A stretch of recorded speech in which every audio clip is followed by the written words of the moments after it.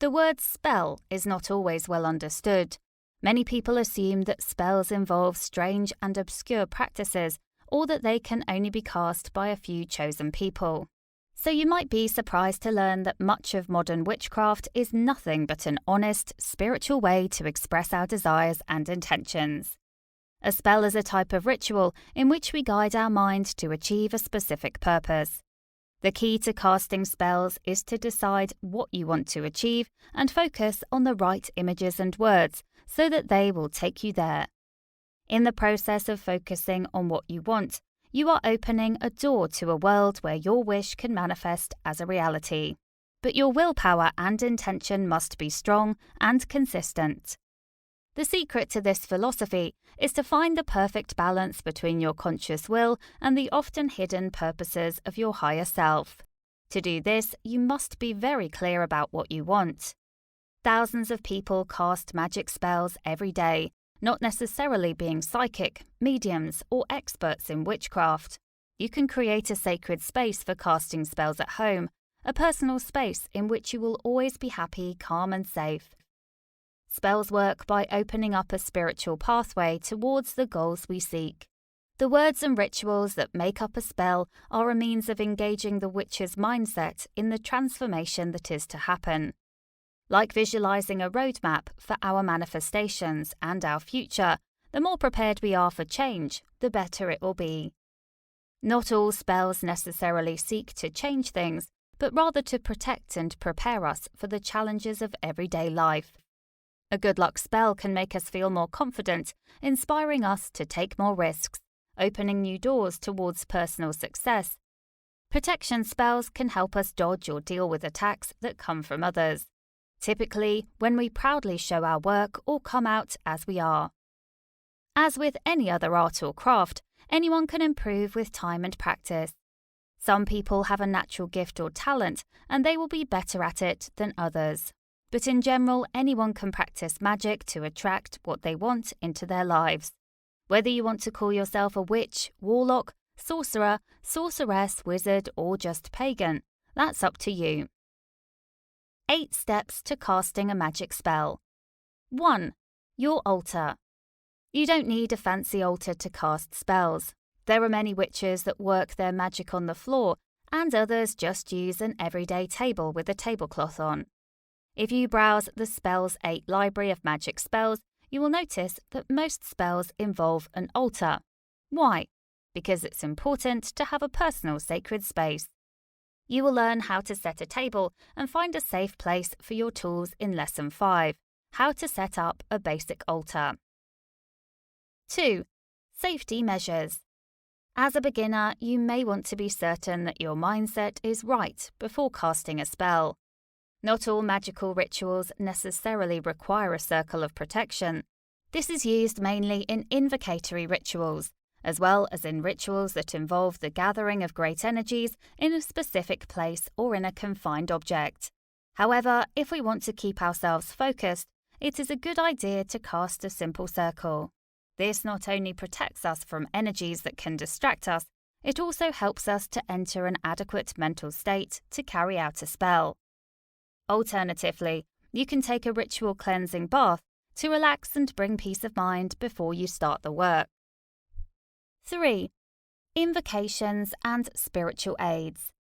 This is an optional step, but it is conventional wisdom that witchcraft works best if you invoke the help of higher forces, so that you are not working all by yourself. Who or what you invite into your ritual will depend entirely on your personal set of beliefs. Not all witches are Wiccans. In fact, there are Christian witches and atheist ones. If you don't believe in a specific divinity, working with the elements of nature can be more appealing. Watch the video on calling the quarters for a simple circle casting ritual invocation. 4.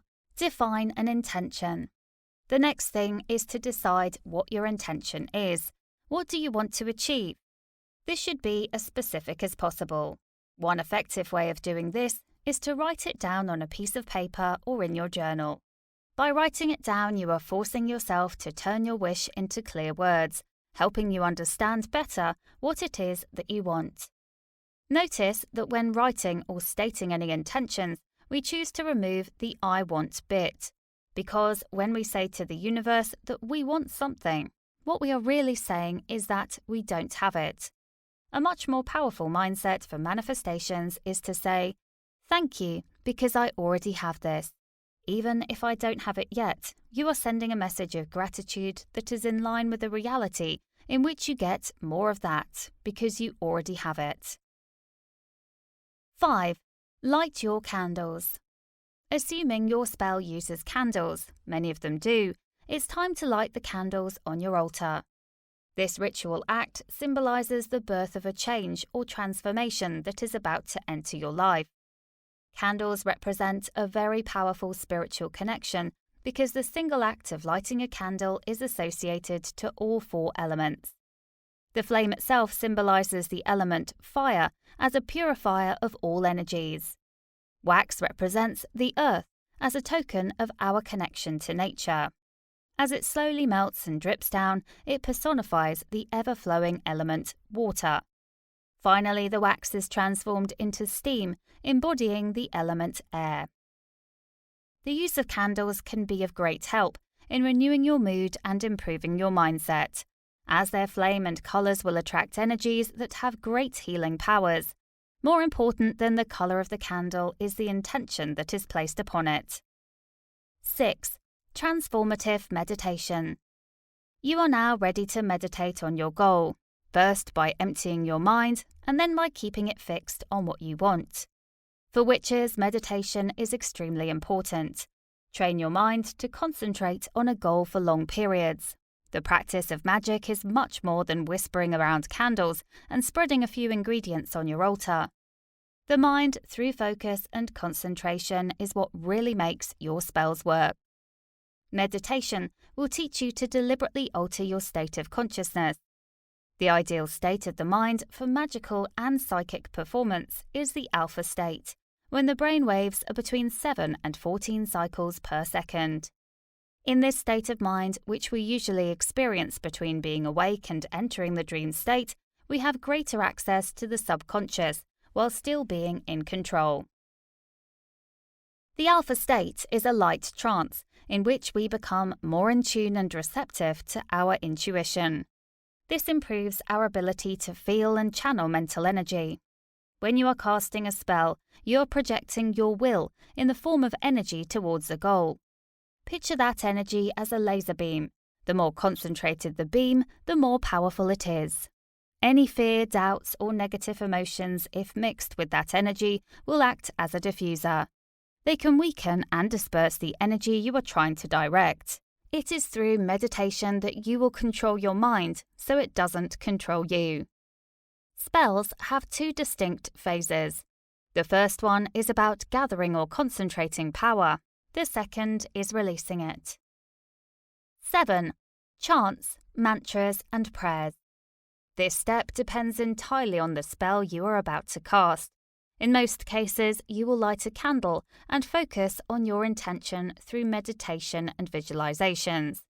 Then you will chant a spell or perform some other ritual action. This is where you ask the universe to listen to you and make your wishes come true. As mentioned before, always describe your desires in great detail, being very specific with the words you choose. Many witches like to end their spells with the words, "So mote it be," symbolizing the end of an order they have given to the universe, which will now start working on it. You can also add the expression, "and harm no one," to ensure that no negative consequences arise as a result of the spell you are casting. 8. Finishing the spell. Give thanks to the universe for listening to you. This requires no words at all. It is more about feeling thankful and truly believing that the universe knows what you are doing. If you want to put it into words, you could say, "Thank you, universe, for everything you've given me and everything that's on the way." Then give thanks to the elements, spirits or deities you've invoked, for their protection, for guiding your energy and contributing their energy to your spell. You can do this in the following way. Look north and say, "Spirit of the earth, my ritual has ended. I bid you farewell. Repeat as you turn to the left, moving from north to west, then to south and east, saying goodbye to each element. Extinguish the candle. You can blow it out if you don't plan on using it again, or snuff it out with your fingers, a spoon, or a special tool if you plan on using this candle again. Some people choose to give an end to their rituals by ringing a bell, drum, or clapping their hands to release all energies at once. After casting a spell, analyze what you feel. Without overthinking, relax and try to see what's going on inside your head. Are you confident that it will work? Do you have any doubts? If the spell does not work for you, recast it after reviewing all these possibilities. As a beginner, you should wait at least a month to see results before trying to cast the same spell again. Continue with a ritual bath or a simple meditation and see how you feel and what ideas come to your mind.